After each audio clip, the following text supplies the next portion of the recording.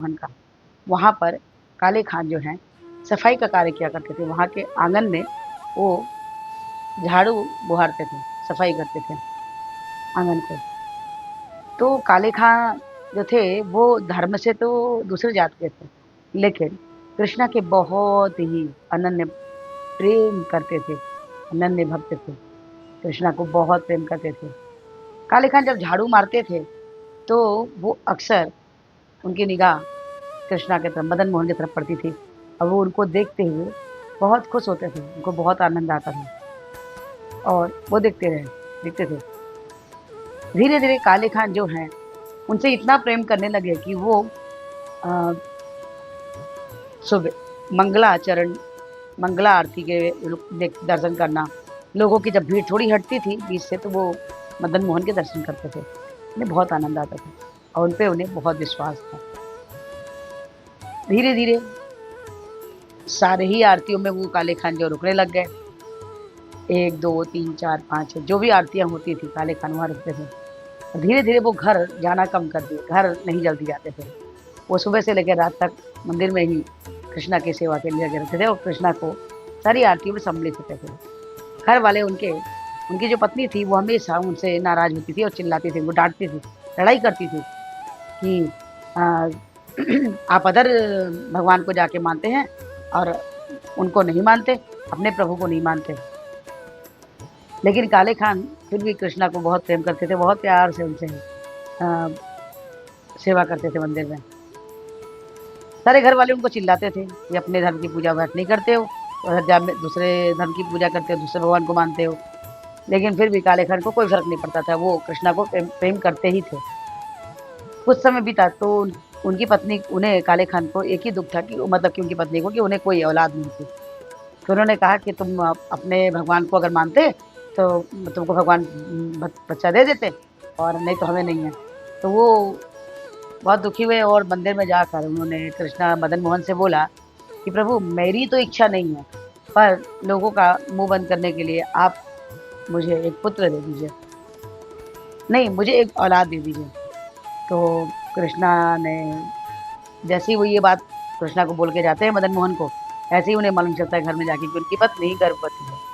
अब उनके रिश्तेदार जो थे बोलने लगे, अगर लड़की हुई तो ये तुम दूसरे धर्म को मानते हो इसलिए, और अगर लड़का हुआ तो फिर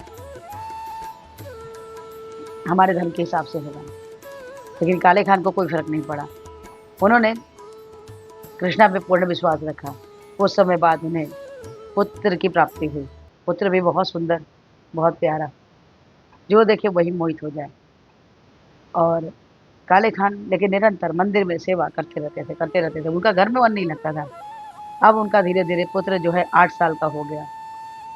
8 साल का पुत्र हो गया और एक बार वो नदी किनारे खेल रहा था। खेलते-खेलते उसे एक सर्प ने डस लिया। सर्प के डसने से जो उनका पुत्र था काले खान का वो नीला हो गया और पानी के पास मूर्छित हो गया। काले खान की पत्नी को उसके दोस्तों ने बेटे के दोस्तों ने दौड़ के जाके बोला कि काले खां के बेटे को सर्प ने डस लिया है। वो दौड़ती हुई पहले पुत्र के पास ना आके पहले अपने पति के पास मंदिर जाती है और बोलती है, किसी झाड़ने-फूँकने वाले को बुला के लाओ, हमारे बेटे को सर्प ने काट लिया है, नहीं तो वो मर जाएगा। काले खान कुछ नहीं सुने और वो सिर्फ़ कृष्णा की तरफ देख रहे थे और दर्शन कर रहे थे और आनंद ले रहे थे। उन्हें कोई फ़र्क ही नहीं पड़ा था। पत्नी पलट कर देखी तो पति अभी भी उधर ही देख रहा, बोलता है कि जल्दी करो, नहीं हमारा पुत्र मर जाएगा। पत्नी इतना बोलकर दौड़ के जाती है और जाके अपने नदी के किनारे अपने पुत्र को देखती है तो वो पड़ा रहता है, उसको गोद में लेके सिर रख के और सोच रही है कि अभी हमारे पति जो आएँगे तो हमारा पुत्र ठीक हो जाएगा। लेकिन थोड़े ही देर के बाद भी पति नहीं आए। जब रात में पति आते तो वहाँ भीड़ लगी रहती है और उनकी पत्नी ज़ोर-ज़ोर से रो रही होती है, क्योंकि अब उनका पुत्र नहीं रहता, नहीं बचता है, मर जाता है सर्प के काटने से। पत्नी पुत्र को उठाती है और अपने पुत्र को लेकर जाती है और ले जाके मदन मोहन के मंदिर के बाहर लिटा देती है और कहती है कि अगर हमारे पति ने आपके सच्चे हृदय से अगर भक्ति की हो, पूजा की हो और आप सच में हैं, हमारे पुत्र को जीवित कीजिए। वहाँ काले खान खड़े हैं और निरंतर रोते जा रहे हैं। रो इसलिए रहे हैं, उनको संदेह प्रभु पे नहीं था, कृष्णा पे नहीं था, लेकिन ये था ये लोग भक्ति करने दे, ये लोग भक्ति करने दे, इसलिए वो रो रहे थे कि अगर पुत्र मर गया तो ये लोग मुझे भक्ति नहीं करने देंगे। लेकिन कृष्णा ने भी कृपा करी और काले खान की जैसे ही आँख की एक आंसू उनके पुत्र पर पड़ता है, पुत्र धीरे धीरे सफ़ेद होने लगता है और वो धीरे धीरे उठ के बैठ जाता है और जोर से चिल्लाता है और बोलता है अपने भाषा में, अब्बू, अम्मी, वो कहाँ गया जो अभी मेरे पास गलबैया डाल के मेरे पास था, वो सांवला सा बच्चा।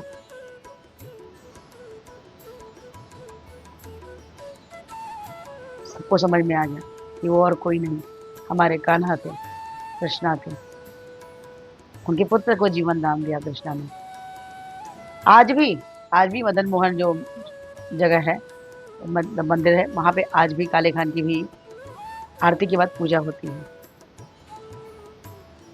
काले खान कृष्णा के बहुत अनन्य भक्त थे, बहुत प्रेम करते थे कृष्णा से। कृष्णा तो हर किसी से प्रेम करते हैं। हम भी अगर कृष्णा से प्रेम करें तो कृष्णा हमसे ज़्यादा प्रेम करते हैं। हमेशा ही हर स्थिति में हमें कृष्ण पे ही पूर्ण रूप से निर्भर रहना चाहिए, लेकिन हमें अपना कर्म भी करना चाहिए, क्योंकि कर्म के हिसाब से ही कृष्ण हमें फल देते हैं, हमारे प्रभु हमें फल देते हैं। अच्छा कर्म किया तो अच्छा फल, अब बुरा कर्म किया तो बुरा कर्म का तो बुरा ही नतीजा होता है, कृष्ण उसका भी फल देते हैं। हमेशा सत्कर्म कीजिए, प्रभु की सेवा कीजिए, वैष्णव की सेवा कीजिए और मंत्र जप कीजिए, जिससे हमारे कृष्णा बहुत प्रसन्न होते हैं। ये छोटी सी कथा आपको कैसी लगी? अगर अच्छी लगी तो प्लीज़ लाइक कीजिए, शेयर कीजिए, सब्सक्राइब कीजिए और इस वीडियो के थ्रू हमारी विनम्र प्रार्थना कि हमारे पूज्य आचार्य प्रभुपाद में हरे कृष्ण महामंत्र जपने के लिए बोले थे, जो कुछ इस प्रकार से है, हरे कृष्ण कृष्ण कृष्ण हरे हरे, हरे राम राम राम हरे हरे। तो हरे कृष्ण महामंत्र जपिए, कृष्णा के सबसे प्रिय बच्चे बन जाइए। प्लीज़ प्लीज़ प्लीज़ आज से एक माला जपिए। अच्छा लगता तो 2, 2 से 4, 4 से 6, 6 से 8, 8 से 16, जैसे 16 माला पे आते हैं कृष्णा के हेतु कृपा के पात्र बन जाते हैं। प्लीज़ प्लीज़ प्लीज़ आज से एक माला जपना चालू कर दीजिए। हरे कृष्णा, राधे राधे।